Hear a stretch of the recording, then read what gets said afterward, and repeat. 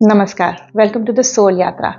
हमारी जो एंग्जाइटी की ये सीरीज़ चल रही है ना, उसमें आप में से बहुत सारे व्यूअर्स ने ना मुझे अपने कमेंट्स लिख के भेजे हैं, जिनमें उन्होंने कहा है कि इन एंग्जाइटी की टेक्निक से आप सबको बहुत ज़्यादा हेल्प हो रही है, आप उसको फॉलो कर रहे हैं। तो मेरे लिए ना ये सबसे खुशी की बात है कि आप उसे फॉलो कर रहे हैं। तो मेरे लिए तो ये बहुत हौसला बढ़ाने की बात है कि आप लोग उन वीडियोस को देख रहे हैं और उनके ऊपर अमल भी कर रहे हैं। तो इसी तरह ना आप अपने कमेंट्स मुझे बताते रहिए, मेरा हौसला बढ़ाते रहिए और मुझे ये भी बताते रहिए कि किस टेक्निक से आपको ज़्यादा फ़ायदा हो रहा है, किसको आप नहीं समझ पा रहे हैं। तो आज हम बात करेंगे फूड के ऊपर, खाने के ऊपर, कि कौन सा ऐसा खाना है या कौन से ऐसे खाने के पदार्थ हैं जिनको हम कंज्यूम करते हैं तो एंग्जाइटी हमारी बॉडी में बढ़ जाती है, और कौन सा खाना हमें खाना चाहिए और कौन सा नहीं खाना चाहिए।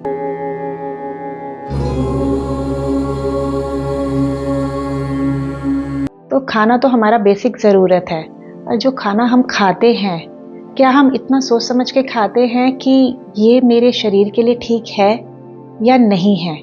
क्योंकि जो भी हम खाना खाते हैं ना, उसका सीधा संबंध हमारे मेंटल हेल्थ पे होता है कि क्या ये खाना जो हम खा रहे हैं, ये हमारे हेल्थ, चाहे वो फिजिकल हो चाहे मेंटल हो, उसके लिए ठीक है या हम सिर्फ पेट भरने के लिए खाना खा रहे हैं। तो ये जानना ना बहुत ज़रूरी है। और कभी कभी तो हम ऐसा खाना खाते हैं जो एक दूसरे के एंटी होते हैं, यानी एक दूसरे के विरुद्ध होते हैं, और जिनकी वजह से हमारे पेट में टॉक्सिन्स बनना शुरू हो जाते हैं।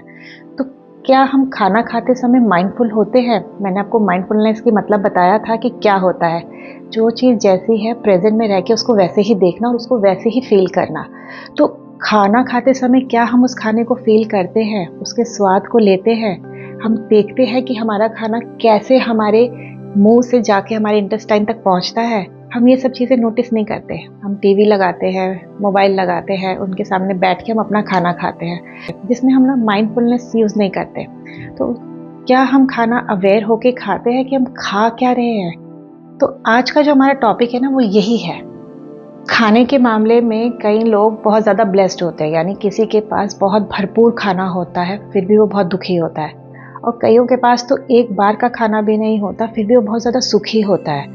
ऐसा क्यों होता है कि एक इंसान सिर्फ तीनों टाइम दाल रोटी से भी खुश है और एक इंसान ना 56 पकवान खाने के बाद भी खुशी नहीं मिलती है और वो बीमार रहता है? वो क्यों होता है? हम सब बहुत ब्लेस्ड है कि प्रकृति ने ना हमें बहुत सारे पौष्टिक तत्व दिए हैं, यानी प्रकृति ने हर चीज़ दी है जो हमारी बॉडी के लिए बहुत ज़रूरी है। पर धीरे धीरे हम उन पौष्टिक तत्वों को ना लेना भूल गए हैं। अब हम बहुत ज़्यादा आर्टिफिशियल चीज़ों के ऊपर चले गए हैं, बहुत ज़्यादा प्रोसेस्ड फूड के ऊपर चले गए हैं, जो ईजिली अवेलेबल हैं, उन्हें पकाने की भी ज़रूरत नहीं है, हम सीधा उन्हें खा लेते हैं। पर प्रकृति ने अगर हमें इतने न्यूट्रिएंट्स दिए हैं तो कुछ सोच समझ के दिए होंगे ना, क्योंकि हम भी तो प्रकृति का हिस्सा ही हैं। तो अब हम क्या कर रहे हैं, हम अपने आप को नेचर से दूर कर रहे हैं। द मिनट आप अपने आप को या किसी भी पेड़ पौधे को नेचर से दूर करेंगे तो वो धीरे धीरे खराब होने लगेगा, उसके जो बेसिक गुण हैं वो खत्म होने लगेंगे। तो हमारी बॉडी के साथ भी यही हो रहा है कि हमारी बॉडी भी ना उन न्यूट्रिएंट्स को ले नहीं पा रही है, वो न्यूट्रिएंट्स उसे मिल भी नहीं पा रहे हैं। तो इसीलिए हम लोग बहुत ज़्यादा बीमार पड़ने लगे हैं। तो अब जानते हैं कि जो नेचर ने हमें खाना दिया है उसमें कितनी तरह के टेस्ट होते हैं। तो जो नेचर ने हमें खाना दिया है ना, उसमें 6 तरीके के टेस्ट होते हैं। पहला होता है मीठा, पर मैं यहाँ चीनी से बात नहीं कर रही। चीनी तो हम लोग खुद केमिकली बनाते हैं। मीठे में आप गन्ना ले सकते हैं जो हमें नेचर ने दिया है। मीठा जिसमें नट्स, आपके बादाम, काजू, किशमिश, आपके अखरोट, ये सारे के सारे ना नट्स में होते हैं, और इनको अगर आप बड़ी देर तक चबाते रहेंगे ना, थोड़ी देर में मिठास आनी शुरू हो जाती है। ग्रेन्स यानी हमारे सारे अनाज, अगर आप रोटी को बिना सब्जी के भी खाएंगे ना, थोड़ी देर में मीठी लगने लगती है। ऑयल और हमारे सारे दूध से बने हुए प्रोडक्ट, क्योंकि दूध में अपने आप ही नेचर ने मिठास दे रखी है। और दूसरा है खट्टा। खट्टे के बारे में हम सब जानते हैं, पर मैं यहाँ पे संतरे और अनार की बात नहीं कर रही हूँ, नींबू की बात नहीं कर रही हूँ। यहाँ पे मैं बात कर रही हूँ अचार की, यानी पिकल्स और दही जो हम खुद बनाते हैं। पिकल्स में भी बैक्टीरिया से हम लोग फर्मेट करके पिकल्स बनाते हैं, और दही भी फर्मेट होके, यानी दही भी हम लोग जमा के, मतलब बैक्टीरिया से ही बनाते हैं। और तीसरा है नमकीन। ये वो वाली नमकीन नहीं है जो हमें मार्केट में मिलती है पैकेट्स में, ये हम नेचर की बात कर रहे हैं, तो नेचर ने सॉल्ट में नमक दिया है। सी सॉल्ट हो गया, सी फूड हो गया और सी वेजिटेबल्स। बहुत सारी ऐसी वेजिटेबल्स होती हैं जो समुद्र के अंदर ही मिलती है और लोग जो सी साइड रहते हैं ना उसे बहुत खाते हैं, तो वो है नमकीन। फोर्थ है पंजेंट। पंजेंट मतलब तीखा, और हमें तीखा किस में मिलता है? लाल मिर्च, हरी मिर्च, जिनमें भी हमें तीखापन मिलता है ना, अदरक, काली मिर्च, वो सारे पंजेंट टेस्ट होते हैं। फिफ्थ है एस्ट्रिंजेंट टेस्ट। अब यहाँ पे हम संतरा, अनार और बीन्स, इन सब की बात कर रहे हैं कि जिनके अंदर वो जूसी और खटास वाला होता है और जो नेचर ने हमें दिया होता है ना, वो एस्ट्रिंजेंट टेस्ट होता है। अब सिक्स्थ है कड़वा। कड़वा हम सब जानते हैं, करेला कड़वा होता है, नीम कड़वा होता है, लीफी वेजिटेबल्स, पालक वगैरह अगर हम कच्चा खाएंगे ना, वो सब कड़वे होते हैं, हल्दी कड़वी होती है। ये सब जो 6 के 6 टेस्ट है ना, नेचर ने हमें प्रोवाइड कर रखे हैं। पर हम इनके बारे में बात क्यों कर रहे हैं? हम इनके बारे में बात इसलिए कर रहे हैं कि अगर हम इनमें से 2 या 2 से ज़्यादा कॉम्बिनेशन को ना अपने खाने में एक साथ खाते हैं, तो हमारा डाइजेस्टिव सिस्टम ना ओवरलोड हो जाता है और उसे डाइजेस्ट करने में ना दिक्कत होती है। वो कैसे होता है? तो इन सब का ना डाइजेशन टाइम बिल्कुल डिफरेंट है, और कभी कभी तो एक दूसरे के साथ अगर हम इसको यूज़ करके खाते हैं तो पेट के अंदर ये टॉक्सिन बना देता है, जिसकी वजह से जो मोस्टली हम लोगों को प्रॉब्लम होती है गैस्ट्रिक की, वो हो जाती है। ऐसे लगता है कि पेट पूरा भरा हुआ है, कहते हैं ना कि गले तक खाना आ गया है, या अब हम थोड़ी देर में वॉमिट कर देंगे, कुछ अच्छा नहीं लग रहा, इनडाइजेशन सा फील हो रहा है। तो वो सारा ही ना हमारे उन खाने की वजह से आता है जिसमें हम लोग 2 से 3 कॉम्बिनेशन इकट्ठा खा लेते हैं। आयुर्वेदा के अनुसार तो हम लोगों के ना बहुत सारे विरुद्ध आहार होते हैं जो हम जाने अनजाने में ना बहुत सालों से खाते आ रहे हैं। उसकी वजह से हम अपने गट्स को ना बहुत ज़्यादा तकलीफ़ में रखते हैं, बहुत ज़्यादा ओवरलोडेड कर देते हैं। मैंने आपको अपने एक वीडियो में बताया था ना कि गट बैक्टीरिया कैसे काम करते हैं। तो जो गट बैक्टीरियाज होते हैं ना, वो बहुत बड़े रीज़न होते हैं हमारे स्टमक में ना न्यूरॉन्स को प्रोड्यूस करने के। पर हम इतने सालों से, इनफैक्ट हम बचपन से ही ना बहुत सारा खाना है जो विरुद्ध आहार की तरह यूज़ करते हैं, यानी वो एक दूसरे के एंटी है, पर फिर भी हम खा रहे हैं क्योंकि हमें उसका टेस्ट अच्छा लगने लगा है, और यह हमारे घर में ऐसे खाते ही हैं। आपने देखा होगा ना कि बहुत सारा हमारी दादा दादी या बड़े बूढ़े क्या कहते थे, अरे इसको इसके साथ मत खाओ, पेट खराब हो जाएगा, या इस समय ये मत खाओ, तुम्हें खांसी जुकाम हो जाएगा। पर बीच में एक दौर ऐसा आया कि बाहरी संस्कृति ने ना हमारे ऊपर बहुत ज़्यादा कब्जा कर लिया और हमें लगने लगा कि हमारी संस्कृति तो एकदम बेकार है, इसमें तो इन्हें कुछ पता ही नहीं है, वो देखो कितने हेल्दी हैं। पर आज की डेट में ना यूएसए में सबसे ज़्यादा ओबेसिटी है, सबसे ज़्यादा कैंसर है, सबसे ज़्यादा एंग्जाइटी के केस हैं, डिप्रेशन के केस हैं, जस्ट बिकॉज उनके खाने की हैबिट की वजह से, उनके लाइफस्टाइल की वजह से। चलिए तो वापस टॉपिक पे आते हैं कि अब हम कैसे पता करें कि कौन सा फूड किसके साथ खाना चाहिए और कौन सा नहीं खाना चाहिए। तो पहले तो हम ये जानते हैं कि हर फूड की डाइजेशन का टाइम कितना होता है, क्योंकि ऐसा नहीं होता कि हमने खाना खाया और एकदम वो पेट के अंदर मिक्सी की तरह गया और हमने उसको डाइजेस्ट कर लिया। वो ऐसे काम नहीं करते। हर फूड ना डिफरेंट टाइम में डाइजेस्ट होते हैं और वो अपना टाइम लेते हैं उसे एलिमिनेट करने का। तो अगर हम 2 ऐसे फूड इकट्ठे खा लें जिनका डाइजेशन टाइम बिल्कुल अलग है, तो आप खुद सोचिए कि आपके पेट में क्या होगा। आपके पेट में ना तूफान आ जाएगा, और वो तूफान आप हर रोज़ सहन भी करते हैं, उसके लिए दवाई भी खाते हैं, और उसी की वजह से ना एंग्जाइटी भी बढ़ती है। तो चलिए जानते हैं कि जो खाना हम खा रहे हैं, या चाहे वो दूध हो, फल हो, सब्जी हो, मीट हो, अनाज हो, उसे कितना टाइम लगता है डाइजेस्ट होने में, और सबका ना डाइजेशन टाइम बहुत अलग है। तो चलिए देखते हैं कि कौन सा अनाज, कौन सा खाना ना कितने टाइम में डाइजेस्ट होता है। तो ये है पाचन समय। फल अगर हम खाते हैं वो 30 से 45 मिनट के अंदर डाइजेस्ट होते हैं। सब्जियां कम से कम 1 घंटा 1.5 घंटे के बीच में होते हैं। अनाज कह लो या हमारी दालें भी कह लो, वो सब 2 से 3 घंटे का टाइम लेते हैं डाइजेस्ट होने में। दूध कम से कम 45 मिनट लेता है, और दूध से बनी चीज़ उससे ज़्यादा टाइम लेती है। मीट, चाहे वो किसी भी तरह का आप मीट खा रहे हैं, उसको 4 से 7 घंटे का समय लगता है डाइजेस्ट होने में। इन सब का डाइजेशन आप देख रहे हैं बिल्कुल डिफरेंट है। तो अभी जो मैंने बात की थी कि अगर हम 2 से 3 टेस्ट को इकट्ठा करके खाते हैं तो कैसे वो पेट में जाके ना टॉक्सिन बना देता है। तो वो टॉक्सिन कैसे बन रहे हैं अब आप इस डाइजेशन के हिसाब से समझ सकते हैं। हम जो सबसे बड़ी गलती करते हैं खाना खाने में कि हम फल को दूध के साथ खा लेते हैं। दोनों का डाइजेशन टाइम डिफरेंट है, दोनों को टाइम लगता है। ये मैंने सिर्फ अप्रॉक्स टाइम लिखा है, प्रॉपर टाइम नहीं है, क्योंकि दूध हैवी होता है, इसके अंदर प्रोटीन होता है, इसके अंदर कैल्शियम होता है। फलों में मोस्टली क्या होते हैं, विटामिन्स होते हैं। जो दूध और केले का कॉम्बिनेशन हम जो बहुत हेल्दी समझ के पीते हैं ना, वो दोनों ही ठंडे तासीर के होते हैं, दूध भी केला भी। तो जनरली आपने सुना होगा ना कि बड़े बूढ़े क्या कहते थे, अरे दूध और केला रात को मत खाओ, कॉफ बन जाएगा। तो वो हमारी बॉडी में कॉफ की प्रोडक्शन कर देता है, यानी हमारी बॉडी में ठंडी तासीर दे देता है। तो अगर हम इन सब को, दूध मीठ बहुत डेडली कॉम्बिनेशन हो जाता है। अगर हम खाने के साथ फल खा रहे हैं तो इनका डाइजेशन टाइम देखिए बिल्कुल डिफरेंट है। और उस पे भी अगर हमने पहले अनाज यानी रोटी खा ली, सब्जी खा ली, अब उसके बाद हमने कोई फ्रूट खा लिया, इमीडिएट बाद उसके फ्रूट खा लिया, तो आपको क्या लगता है कि ये तो टाइम लेगा 3 घंटे अपना आराम से, ये ट्रैफिक जैम कर देगा आपके इंटेस्टाइन में जाके, आराम आराम से चल रहा है, इसको जल्दी है। अब ये क्या होगा, इसका प्रोसेस इससे पहले शुरू हो जाएगा। जब इससे पहले शुरू हो जाएगा तो अब ये अनाज के ऊपर है, यानी आपके इंटेस्टाइन में सबसे ऊपर ये है।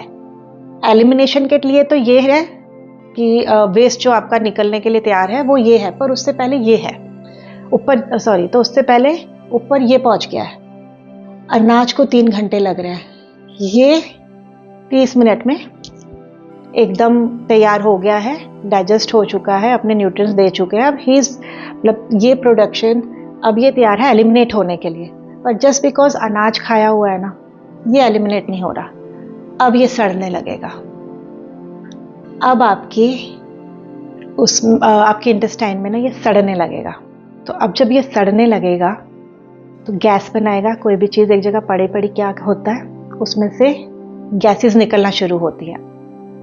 ये जो गैस बनाना शुरू करेगा तो जो गुड बैक्टीरिया है ना, वो अलग होने लगेंगे कि ये तो तकलीफ वाली बात है, हम तो इसको नहीं खा सकते। गुड बैक्टीरियाज का क्या काम है, वो न्यूट्रिएंट्स लेते हैं, वो अच्छे खाना लेना शुरू करते हैं। अब वो उसको नहीं लेंगे, बैड बैक्टीरियाज आ जाएंगे। बैड बैक्टीरियाज आएंगे, वो अपना काम करना शुरू कर देंगे, उनकी तादाद बढ़ने लगेगी। तो ये जो सारा प्रोसेस है ना, इसको आप बिल्कुल ध्यान से समझने की कोशिश कीजिए और खाना खाते समय समझने की कोशिश कीजिए। खाने का ये टाइम आप लिख लीजिए या याद कर लीजिए कि मैंने अगर ये चीज़ें खाई हैं तो क्या मुझे इमीडिएट कोई फ्रूट खा लेना चाहिए? नहीं, वो तो जाके मेरे पेट पे बैठ जाएगा, क्योंकि उसे डाइजेस्ट होने के बाद निकलने का मौका ही नहीं मिलेगा। तो वो गैस बनाने शुरू कर देगा और इससे टॉक्सिन बनना शुरू हो जाएंगे, जिसकी वजह से ना घबराहट शुरू हो जाएगी, जिसकी वजह से पैल्पिटेशन बढ़ जाएगी, जिसकी वजह से चक्कर आने शुरू हो जाएंगे। पेट से बहुत सारी चीज़ें होती हैं, बहुत सारी तकलीफ़ें होती हैं ना, जो हमें पता नहीं चलती। जब वो एक्सट्रीम हो जाती है तब हम उसे नोटिस करने लगते हैं और तब अपना इलाज कराने लगते हैं। तो शुरुआत से शुरू करते हैं ना। तो अब आप ना इसको इस तरह से देखिए कि कैसे यूएसए में इतने सारे कॉलन कैंसर हो रहे हैं, इतना सारा रूमेटॉइड है, इतना सारी प्रॉब्लम्स है, इतने सारे खाने से रिलेटेड प्रॉब्लम है, ओबेसिटी है और डिप्रेशन है, एंजाइटी है। वो दिन में 4 बार मीट खाते हैं। अगर हम पूरे दिन में 12 घंटे हटा दें, सोने के लगा दें या ऐसा टाइम हटा दें जिसमें हम खाना नहीं खाते हैं, तो कितने टाइम बचा हमारे पास? सिर्फ 12 घंटे। तो वो 12 घंटे में समझिए 3 बार उन्होंने मीट खा लिया। मीट को पचने में 7 घंटे लगते हैं, तो वो हर थोड़ी थोड़ी देर बाद मीट खाए जा रहे हैं। उनकी बॉडी तो इतनी ओवरलोडेड हो चुकी है, सॉरी, उनका डाइजेशन इतना ओवरलोडेड हो चुका है कि वो सोच रहा है कि मैं तो अभी डाइजेस्ट पहला भी नहीं किया, इसने दूसरा दे दिया, अरे अब इसने तीसरा दे दिया। तो ये तो सारी चीज़ उनकी सड़ी जा रही है ना पेट के अंदर, पेट को खराब कर रही है। गट बैक्टीरिया, अच्छे गट बैक्टीरिया खत्म हो रहे हैं, बैड गट बैक्टीरिया शुरू हो रहे हैं। तो ये वाला सिचुएशन देखिए कि मीट कितना टाइम लेता है डाइजेस्ट होने में। तो ये तो बात हुई कि कैसे हमारा डाइजेशन सिस्टम ना काम करता है और कैसे हम उसको खराब कर रहे हैं, ये भी पता चल गया। अब हम जानते हैं कि कौन से ऐसे फूड हम अवॉइड कर सकते हैं जिससे एंजाइटी होने के बहुत ज़्यादा चांसेस होते हैं। तो ये कुछ ऐसे फूड है जिनको अगर हम अपनी डाइट से थोड़ा कम कर देना तो एंजाइटी होने के ना बहुत ज़्यादा चांसेस कम हो जाते हैं। तो पहला है शुगर, चीनी, जो केमिकल बेस होती है। जो हम सारी चीनी खाते हैं ना, वाइट शुगर, वो सारी ही केमिकल प्रोसेस्ड होती हैं। तो अगर हम ये भी सोचें कि हम उसे कम खाएं, ज़्यादा खाएं, कैसे भी खाएं, वो केमिकल ही है जो हम खा रहे हैं, पर हमारे जीभ को उसका टेस्ट आ गया है ना, तो हम उसे छोड़ नहीं पाते। उसका नुकसान क्या होता है? चीनी को बहुत ज़्यादा खाने का नुकसान क्या होता है? बॉडी में इन्फ्लामेशन हो जाती है। इन्फ्लामेशन क्या होता है? हमारे बॉडी के अंदर ना सूजन आनी शुरू हो जाती है। कभी कभी हम देखते हैं ना कि घुटनों में दर्द हो गया, हमारी बाजू में दर्द हो रहा है। वो इन्फ्लामेशन होती है जो बॉडी के अंदर हो रही होती है, वो हमें बता रही होती है कि बॉडी के अंदर ना कुछ प्रॉब्लम हो रही है, उसे नोटिस कर लो। तो ये इतनी डीप डाउन जाके इन्फ्लामेशन होती है कि हमें पता नहीं चलता। और अगर वो गट्स में इन्फ्लामेशन हो रही है तो आप खुद सोच सकते हैं कि गट्स के गुड बैक्टीरियाज के ऊपर कितना ज़्यादा असर हो रहा होगा। क्या वो काम कर रहे होंगे? क्या वो न्यूरॉन्स बना पा रहे होंगे? नहीं बना पा रहे होंगे। तो शुगर इन्फ्लामेशन देती है। इनफैक्ट मैं ये जो सारे आपको बताऊंगी ना फूड, ये सारे ही इन्फ्लामेशन ट्रिगर करते हैं हमारी बॉडी में। वेजिटेबल ऑयल वो कैसे करता है? यहाँ पे मैं कोल्ड कंप्रेस्ड वेजिटेबल ऑयल की बात नहीं कर रही, यानी कि जो कच्ची घनी में बनाया जाता है, कोल्ड एकदम उसके दाने से तेल निकाला जाता है, मैं उसकी बात नहीं कर रही। मैं प्रोसेस्ड वेजिटेबल ऑयल जो हम लोग बहुत खाते हैं खाने में, क्योंकि एक तो सस्ता होता है, दूसरा हमें उसका टेस्ट हमारी जीभ पे लग चुका है, तो हमें वही अच्छा लगता है खाना बनाने में। पर अब इसको इस तरह से सोचिए, वो प्रोसेस्ड है। प्रोसेस्ड का मतलब क्या होता है? उसे पहले एक बार उबाल दिया जाता है, उसके सारी इम्प्योरिटीज़ हटाई जाती हैं। ये टेक्निक वो बार बार करते हैं और वो ऑयल खाने लायक नहीं रहता, क्योंकि ऑयल को अगर आप एक से ज़्यादा बार उबाल देंगे ना, उसके अंदर टॉक्सिन्स आ जाते हैं। तो प्रोसेस्ड ये जो ऑयल होता है ना, जो हम लोग हर रोज़ अपने घर में खाते हैं, वो भी इन्फ्लामेशन का काम करता है। वो हमारी गट्स के लिए ना बहुत ज़्यादा ख़राब होता है, और हम खाना तो उसी में बनाते हैं क्योंकि वो हमें सस्ता भी पड़ता है। तीसरा है MSG। इंडिया में ज़्यादा MSG का यूज़ नहीं होता, पर जितने भी चाइनीज़ खाने होते हैं ना, उनमें MSG ज़रूर पड़ता है। तो जब भी अगर आप बाहर जाके कुछ चाइनीज़ खा रहे हैं तो स्पेशली अपने कुक से पूछिए कि आपने इसके अंदर MSG तो नहीं डाला। क्योंकि आपने कभी कभी देखा होगा, आई डोंट नो सबके साथ होता है कि नहीं होता, मेरे साथ तो ये बहुत कॉमन होता है कि अगर मैं चाइनीज़ खाना खा लूँ और उसके बाद मुझे बहुत सडनली नींद आनी शुरू हो जाए, तो इसका मतलब है कि उसके अंदर MSG डला हुआ था। तो मैं तो पहले हमेशा पूछती हूँ कि इसके अंदर MSG डला है कि नहीं, क्योंकि वो इमीडिएट ना ब्रेन में इन्फ्लामेशन कर देता है। तो जब भी अगर आप जब भी आप चाइनीज़ खाने जाए ना, तो अपने रेस्टोरेंट वाले से पूछिए कि उसमें MSG तो नहीं डला। और उसका काम क्या होता है MSG का, कि सब्जियों को ना वो ग्रीन उसी कलर में रखता है, कलर चेंज नहीं होने देता। तो ये भी बहुत बड़ा कल्प्रिट है इन्फ्लामेशन का। अब है आर्टिफिशियल कलर रेड। इसका क्या मतलब है? हम लोग जो बूंदी के लड्डू खाते हैं, कलरफुल मिठाइयाँ खाते हैं, बटर चिकन खाते हैं, पनीर खाते हैं, जो हम बाहर के खाने खाते हैं, उनमें जो कलर आता है, आपको लगता है कहाँ से आता है? वो कलर आर्टिफिशियल कलर होता है, पर्टिकुलर रेड कलर। ये बहुत ज़्यादा नुकसान करता है बहुत लोगों को, और ये एंग्जाइटी के लिए ना ट्रिगर पॉइंट है। आप इसको नोटिस कीजिएगा। अगर आप बाहर से खाना खा रहे हैं और सडनली आपको घबराहट होने लग जाए, तो आप क्या सोचते हो? शायद इसके अंदर ना मलाई है, या इसके अंदर घी बहुत ज़्यादा है। उसके अंदर आर्टिफिशियल कलर ज़्यादा है। तो ये चीज़ भी अपने खाने में नोट कीजिए कि कहीं इन चीज़ों से आपको ट्रिगर तो नहीं हो रहा। अब है ग्लूटेन। बहुत ज़्यादा चल रहा है कि हम लोग ग्लूटेन फ्री डाइट करेंगे, हम ग्लूटेन नहीं खाएंगे। पर ये पर्टिकुलर ग्लूटेन होता क्या है?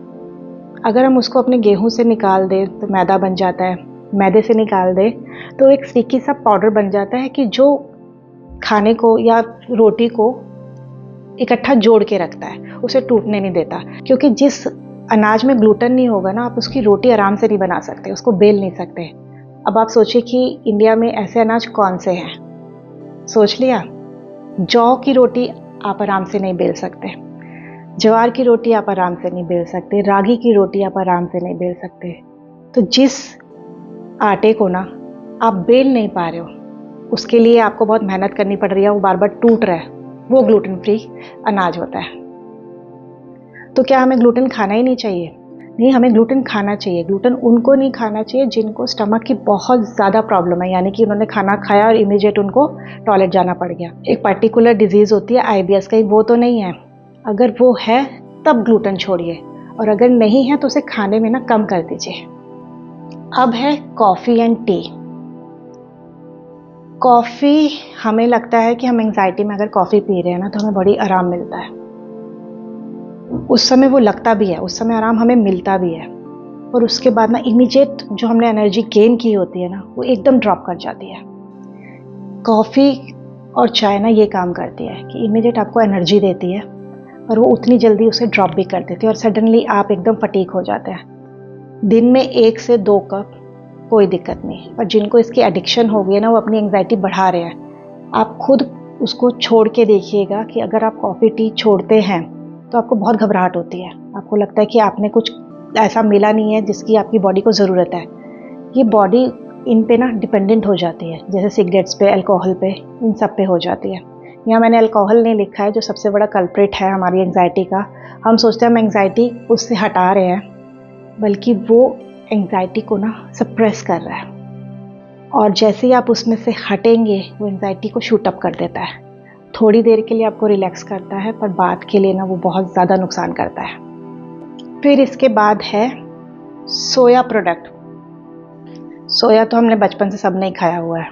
नगेट्स, सोया नगेट्स, हम लोग उसकी सब्जी भी बनाते हैं, पुलाव भी बनाते हैं, सोया चाप भी खाते हैं। पर आपको पता है सोया चाप किससे बनता है? सोया चाप में सोया बहुत कम होता है, सारा ग्लूटेन होता है, मैदा होता है, तो वो सोया चाप नहीं होता, आप ग्लूटेन चाप खा रहे होते हो। हाँ, बैक टू सोया, कि ये सोया जो है ना, ये कई लोगों को सूट नहीं करता, और हमें पता नहीं चलता कि हम तो सोचते हैं कि ये हेल्दी है, हम क्यों नहीं खा पा रहे, पर ये सही में बहुत लोगों को सूट नहीं करता है। बहुत ज़्यादा गैस्ट्रिक बनाता है, इसका जो डाइजेशन का टाइम है ना वो भी लंबा है। तो इसको भी आप ना सोच समझ के अपने खाने में इंक्लूड कीजिएगा। जिनको इससे गैस नहीं बन रही, जिनको इससे हैवीनेस नहीं हो रहा, वो खा सकते हैं, पर जिनको ये हो रहा है ना, उसको हटा के देखें। और फिर है मिल्क। अब बोलेंगे अब दूध में भी क्या प्रॉब्लम हो गई, हम दूध भी नहीं पी सकते? तो हाँ, दूध में प्रॉब्लम होती है। दूध बहुत बड़ा फैक्टर है इन्फ्लामेशन का। बहुत लोगों को इस चीज़ के बारे में नहीं पता, पर जो दूध है ना, उससे बहुत लोगों को इन्फ्लामेशन होती है। आपने कई लोगों को सुना होगा ना कि ये लैक्टोज इंटॉलरेंस है, उनका पेट ही उसका लैक्टोज को बर्दाश्त नहीं कर पाता, जिसकी वजह से वो इमीडिएट टॉयलेट जाते हैं, या उन्हें बहुत अचानक से गैस बनना शुरू हो जाती है। उन्हें समझ नहीं आता कि हो क्या रहा है, मैंने तो सिर्फ दूध ही पिया था, ऊपर से उसमें वो केला भी डाल ले तो वो सोने पे सुहागा हो जाता है। तो दूध ना इन्फ्लामेशन का बहुत बड़ा रीज़न है, पर इंडिया में हम दूध को इतना हेल्दी समझते हैं कि बच्चे को चाहे कितनी भी प्रॉब्लम हो रही हो, हम उसको दूध ज़रूर पिलाएंगे। ऐसा मत कीजिए, क्योंकि दूध अगर जो हम बचपन से पीते आ रहे हैं, अगर वो हमें फ़ायदा नहीं दे रहा ना, तो इसका मतलब बहुत ज़्यादा नुकसान कर रहा है। तो दूध का इन्फ्लेमेशन कैसे पता चलता है? अगर दूध पीते ही आपको इमीडिएट नींद आने लगे, इनफैक्ट किसी भी खाने को खाने के बाद आपको हैवीनेस लगने लगे, नींद आने लगे, तो समझ लिए उसने बॉडी ने ना उसको एक्सेप्ट नहीं किया हुआ, क्योंकि उससे तो आपको एनर्जी आनी चाहिए। आप सडनली सोने क्यों लगे हैं? इस चीज़ को हमेशा नोट कीजिए। तो ये सब चीज़ों को ना एक बार अपने डाइट से हटा के देखिए, धीरे धीरे हटाइए, एक साथ सब मत हटाइए, एक बारी में एक चीज़ हटा के देखिए कि कितना असर हो रहा है। क्या आज मुझे एंग्जाइटी कम लग रही है, या आज मुझे अच्छा फील हो रहा है? हम एंग्जाइटी तक तो नहीं जा रहे कि हम ये सोच रहे हैं कि आज मुझे गैस नहीं बनी है, आज मेरा पेट एकदम रिलैक्स है, बहुत हल्का फील हो रहा है। तो उन खाने को ना नोट कीजिए। ये आपको खुद करना पड़ेगा कि जो आप खाना खा रहे हैं उन सब पे खुद रिसर्च करनी पड़ेगी कि किस खाने से मुझे प्रॉब्लम हो रही है। मैंने तो आपको मेन बता दिए हैं, बाकी बहुत सारे ऐसे होंगे जो आप खुद खा रहे होंगे या आपके घर में कोई कल्चर होगा या खाना ज़रूरी होता होगा, वो आप ज़रूर देखिए। अब ये तो बात हुई कौन सा खाना हमें अवॉइड करना चाहिए। अब बात करते हैं कौन सा खाना हमें खाना चाहिए। तो सबसे पहले जो हमारी डाइट में इंक्लूड होना चाहिए वो है पानी। आधी तो एंग्जाइटी ना और घबराहट की जो प्रॉब्लम होती है वो डिहाइड्रेशन की वजह से होती है। हमें पता नहीं लगता, कई लोगों को आदत नहीं होती बहुत ज़्यादा पानी पीने की, तो उनकी बॉडी इस तरह से उन्हें बता रही होती है कि तुम पानी पियो। क्रैम्प्स आ रहे होते हैं, घबराहट हो रही होती है। तो पानी तो आप अपने पास हमेशा रखिए कि अगर आपको द मिनट आपको एंग्जाइटी का कुछ अटैक आता है या पैनिक अटैक आता है, आप ऐसी सिचुएशन में है ना, उस समय बॉडी को ना हाइड्रेट करना बहुत ज़रूरी है। तो इमीडिएट 2-3 सिप आप पानी के ले लीजिए तो एंग्जाइटी का वो अटैक ना आने से रुक जाएगा। दूसरा है प्रोबायोटिक्स। प्रोबायोटिक्स में क्या आता है, मैंने आपको एक वीडियो में पहले भी बताया था। हमारे अचार, हमारे फर्मेंटेड फूड और दही, इसको खाने में ज़रूर ऐड कीजिए। अचार हमारे यहाँ बनते ही हैं, फर्मेंटेड फूड में इडली, डोसा ये सब भी हो गए, और दही हम लोग सब खाते ही हैं इंडिया में। तो ये तो प्रोबायोटिक्स हमारे साथ होते ही हैं। थोड़ा सा इनको 2-3 बार लेना शुरू कर दीजिए। पर इन प्रोबायोटिक्स का काम क्या होता है? प्रोबायोटिक्स ना गुड बैक्टीरियाज को बढ़ाते हैं हमारी बॉडी में, तो ये हमें खाना ना बहुत ज़रूरी है। खाने के साथ तो 100% खा लीजिए ताकि खाने के साथ ना गुड बैक्टीरियाज भी चले जाए। फिर है vitamin D plus calcium. Vitamin D हम जनरली धूप से लेते हैं, पर आजकल किसी के पास टाइम नहीं है और आजकल तो बच्चे धूप में जाना भी नहीं चाहते हैं, तो ये तो हम ऊपर से ले सकते हैं। इसको हम जैसे डॉक्टर प्रिस्क्राइब करते हैं उस तरह से लिया जाता है। उसके साथ कैल्शियम लेना बहुत ज़रूरी है, क्योंकि कैल्शियम ही विटामिन डी को हमारी बॉडी में एब्जॉर्ब कराने में हेल्प करता है। विटामिन डी कैल्शियम को तो एक दूसरे को ने सपोर्ट कर रहे होते हैं, तो बेटर है कि इन दोनों को ना साथ में लीजिए। और इसकी कमी भी एंग्जाइटी लेके आती है। और उसके बाद है मैग्नीशियम। मैग्नीशियम की कमी ना बहुत बड़ा कारण है एंग्जाइटी का। वो कैसे?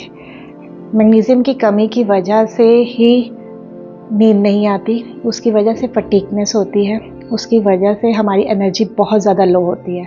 तो अगर हमारे अंदर प्रॉपर मैग्नीशियम नहीं जाएगा ना, तो अपने आप बॉडी में एंग्जाइटी आना शुरू हो जाएगी, क्योंकि द मिनट हमारे अंदर घबराहट आ रही है तो इसका मतलब है कि हमारी बॉडी हमें बता रही है कि कुछ कमी है, इसको सही कर लो। तो मैग्नीशियम हमें किससे मिलता है? तो हमारे सारे खाने से हमें मैग्नीशियम मिलता है, पर हमारी जो रिक्वायरमेंट है ना, कम से कम 450 to 500 mg पर डे की है।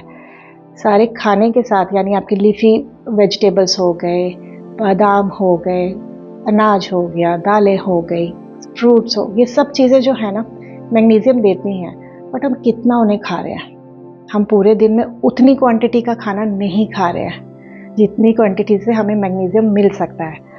तो इसको ना बाहर से लेना बहुत ज़रूरी है। तो अपने डॉक्टर से ना सलाह लेके मैग्नीशियम की टैबलेट शुरू कर दीजिए। जिस तरह से वो बताते हैं उस तरह उसे खाइए, क्योंकि मैग्नीशियम कम से कम 450 to 500 mg पर डे अगर आप लेंगे, आप अपनी एंग्जाइटी में ना बहुत चेंज देखेंगे। अब उसके बाद है अश्वगंधा।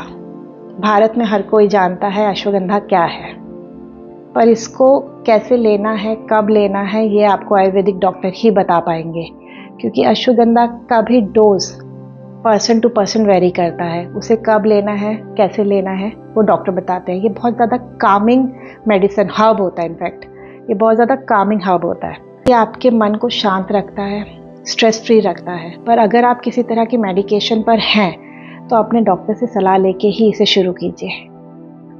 अब है सैफरॉन। सैफरॉन क्या? सैफरॉन मतलब केसर। केसर एक ऐसा हर्ब है ना, अगर हम उसको कलर देने की बजाय सोचे कि भाई हमारे खाने में ये कलर अच्छा देता है इसलिए हम उसे खाने में डालते हैं ना, तो हमने उसके गुण नहीं देखे, हमने उसकी वैल्यू नहीं समझी है। सैफरन का एक धागा अगर आप रात को सोते समय या दिन में कभी भी थोड़े से गर्म पानी में या थोड़े से गर्म दूध में डाल के, सिर्फ एक धागा अगर आप खाएंगे ना, तो आपकी बॉडी में सेरोटोनिन का प्रोडक्शन बढ़ने लगेगा। तो सैफरॉन के ऊपर जो रिसर्च किया वो यूएसए बेस्ड एक साइकेट्रिक डॉक्टर हैं, डॉक्टर डेनियल एमिन, उन्होंने अपने पेशेंट के ऊपर की थी। तो उन्होंने उसके बहुत अच्छे रिजल्ट उन्हें बहुत अच्छे रिजल्ट मिले। तो उन्होंने ये रेकमेंड किया कि जिनको एंग्जाइटी होती है ना, उन्हें सैफरन लेना चाहिए। अब जो लास्ट है वो विटामिन B1 है। B1 जो है ना, वो हमारे नर्वस सिस्टम को एनर्जी देता है हेल्दी रहने के लिए, और ये हमें खाना बहुत ज़रूरी है। वो हमें किस में मिल सकता है? आप सप्लीमेंट के थ्रू भी ले सकते हैं। वैसे ही न्यूट्रिशनल यीस्ट होती है, एक यीस्ट देखते हैं ना जिससे हम लोग आटे वगैरह में डालते हैं, वो फूल जाता है। वो वाली यीस्ट नहीं, पर एक न्यूट्रिशनल यीस्ट होती है जिसको हम लोग खा सकते हैं, तो वो आप ले सकते हैं। गूगल में उसको एक बार सर्च कर लीजिएगा। ये हमारी बीन्स में होता है, ग्रीन पीस में होता है, सनफ्लावर सीड में, हरी मटर में होता है, और सूरजमुखी के बीजों में होता है, दही में, टमाटर में और बादाम। मतलब हमारे खाने में होता है, पर हम उतनी मात्रा में उसे लेते नहीं हैं। तो ये तो थे मेरे आज के फूड आइटम जो हमें ये हर रोज़ खाने चाहिए। तो ये तो था मेरा आज का वीडियो खाने को लेके कि कौन सा खाना हमारे स्टमक के लिए, हमारे गट्स के लिए अच्छा है और कौन सा हमें अवॉइड करना चाहिए। अगर आपको मेरा ये वीडियो पसंद आया है तो इस चैनल को जल्दी से सब्सक्राइब कर लीजिए, इस वीडियो को एक लाइक दे दीजिए और इस वीडियो को ना सबके साथ शेयर कीजिए। And thank you very much for all your comments. आपके सपोर्ट के लिए मैं आपका बहुत बहुत धन्यवाद करती हूँ। इसी तरह आप मेरे साथ मेरे चैनल पे बने रहिए, मुझे सपोर्ट करते रहिए और अपने कमेंट इसी तरह कमेंट बॉक्स में बताते रहिए। तो मैं आपसे फिर मिलूँगी अगले हफ्ते। तब तक के लिए सदा खुश रहिए, मुस्कुराते रहिए और स्वस्थ रहिए। धन्यवाद।